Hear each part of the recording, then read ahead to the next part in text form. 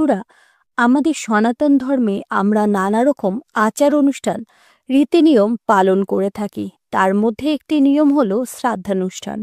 মৃত্যুর পর মৃত ব্যক্তির আত্মার শান্তির জন্য শ্রাদ্ধ করা হয়। ব্রাহ্মণ পরিবারের কেউ মারা গেলে 10 দিন, ক্ষত্রিয় 12 দিন, বৈশ্য 15 দিন এবং শূদ্র 1 মাস অর্থাৎ 30 দিন অশৌচ পালন করেন। যদিও বর্তমানে জাতি বর্ণ নির্বিশেষে অনেকেই 11 বা 12 দিনে অশৌচ পালন করেন, আর কালা অশৌচ পালন করা হয় 1 বছর অর্থাৎ 365 দিনে।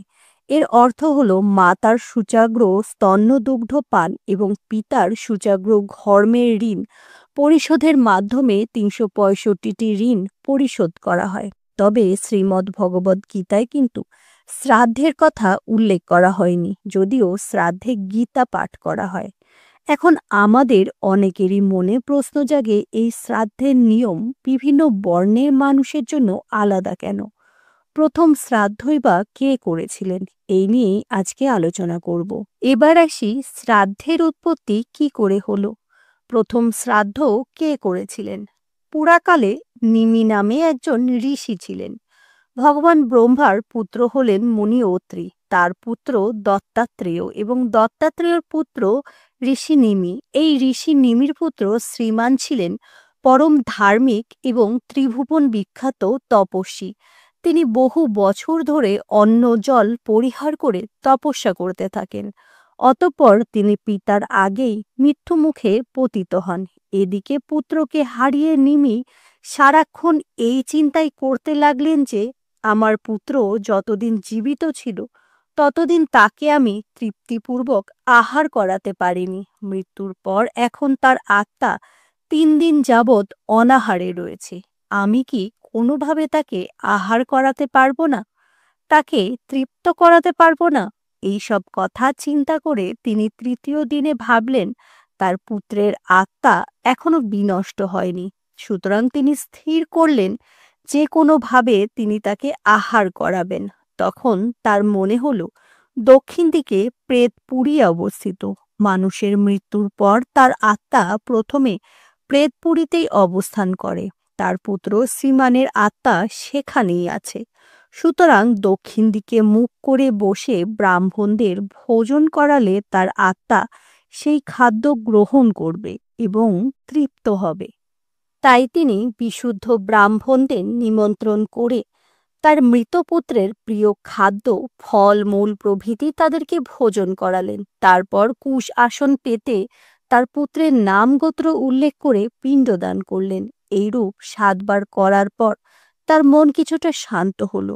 কিন্তু তারপর তিনি ভাবলেন, শাস্ত্রে পুত্র দ্বারা পিতায় শ্রাদ্ধ করার কথা উল্লেখ আছে, কিন্তু তিনি তার বিপরীত কার্য করেছেন, অর্থাৎ পিতা হয়ে পুত্রের শ্রাদ্ধ করেছেন। এটি কি সঠিক হয়েছে? এই সময় দেবর্ষি নারদ সেই আশ্রমে উপস্থিত হন। তখন তাকে দেখে নিমি একটু ভয়ে ভয়ে প্রশ্ন করলেন, মহর্ষি, আমি পুত্র স্নেহে বশবর্তী ও নিজ সংকল্পের বশবর্তী হইয়া যাহা করিয়াছি, অন্ন ও ফল প্রভৃতি খাদ্য ব্রাহ্মণগণকে যে 7 বার ভোজন করাইয়াছি ও দক্ষিণাবর্তভাবে পুত্রের উদ্দেশ্যে যে তর্পণ জল নিক্ষেপ করিয়াছি, এ সমুদায় পূর্বে কখনো শুনি নাই। কেহ আমাকে উপদেশ করেন নাই। কখনো কোনো ঋষি বা দেবতাকে এ কার্য করিতে দেখি নাই।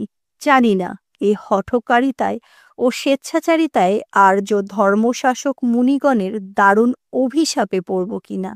আমি মুনিশাপে বড়ই ভীত হইয়াছি। তখন নারদ বললেন, হে বিপ্রবর, আপনি ভীত হইবেন না। আপনি বংশের আদিপুরুষ স্বয়ংভূ মনুর শরণাপন্ন হন। তিনি আপনার সন্দেহ নিবৃত্তি করিবেন। আমি ইহাতে কিছু অধর্ম দেখিতেছি না। তখন নিমি মনুকে ধ্যানের মাধ্যমে আহ্বান করলেন। মনু সেখানে উপস্থিত হয়ে পুত্রশোকে কাতর নিমিকে বললেন, পুত্র নিমি, তুমি যা কিছু করেছ তা নিয়ম অনুযায়ী করেছ। এটি সংকল্পিত বিষয়ে মঙ্গলদায়ক। ব্রহ্মা একে পিতৃযজ্ঞ নামে অভিহিত করেছেন। তদ্ভিন্ন শ্রাদ্ধ নামে যে কার্য আছে, যাহা স্বয়ংভূ স্বয়ং পূর্বে আচরণ করিয়াছেন, সেই শ্রাদ্ধই মৃত ব্যক্তির তৃপ্তি সাধনে সমর্থ জানিবে। সেই থেকেই শ্রাদ্ধের ব্যবস্থার সূত্রপাত হয়। ধীরে ধীরে ঋষি ও ব্রাহ্মণদের দেখে অন্য ৩ বর্ণের মানুষের মধ্যেও শ্রাদ্ধানুষ্ঠানের সূত্রপাত হয়। তারা নিজ সামর্থ্য অনুযায়ী ১১ দিন, ১৫ দিন ও ৩০ দিনে শ্রাদ্ধ, তর্পণ ইত্যাদি করতে থাকেন। এখানে আরও একটি কথা উল্লেখ করা প্রয়োজন। সেই সময় বর্ণভেদ ব্যবস্থা চালু হয়েছিল কর্মের ভিত্তিতে, অর্থাৎ যিনি যেই ধরনের কাজ করতেন সেই অনুযায়ী তার বর্ণ নির্ধারিত হতো। যেমন ঋষি বিশ্বামিত্র প্রথম জীবনে ছিলেন একজন রাজা, পরে তিনি তপস্যা করে ঋষিতে পরিণত হন। তারপরেও নিজের ক্ষমতায় সন্তুষ্ট না হয়ে ব্রহ্ম ঋষি হওয়ার জন্য কঠোর তপস্যা করেছিলেন, অর্থাৎ কর্ম অনুযায়ী বর্ণ নির্ধারিত হতো। যাই হোক, যখন সকলে শ্রাদ্ধ করতে শুরু করলো তখন ক্রমাগত শ্রাদ্ধের খাবার খেয়ে দেবতা ও পিতৃপুরুষের মধ্যে ক্ষুধা-মন্দ দেখা দিল। তখন তারা ব্রহ্মার নিকট উপস্থিত হন। সেখানে অগ্নিদেবও উপস্থিত ছিলেন। তারা সকলে মিলে তখন ব্রহ্মার কাছে তাদের সমস্যার কথা জানান এবং এর সমাধানের জন্য প্রার্থনা করেন। ব্রহ্মদেব তখন এর একটি উপায় বার করেন। তিনি বলেন, পিতৃগণকে নিবেদিত খাদ্য সর্বপ্রথম অগ্নিদেবের উদ্দেশ্যে অর্পণ করতে হবে। অগ্নিদেব সেই খাদ্য গ্রহণ করলে তারপর সেই খাদ্য পিতৃগণের উদ্দেশ্যে নিবেদিত করতে হবে।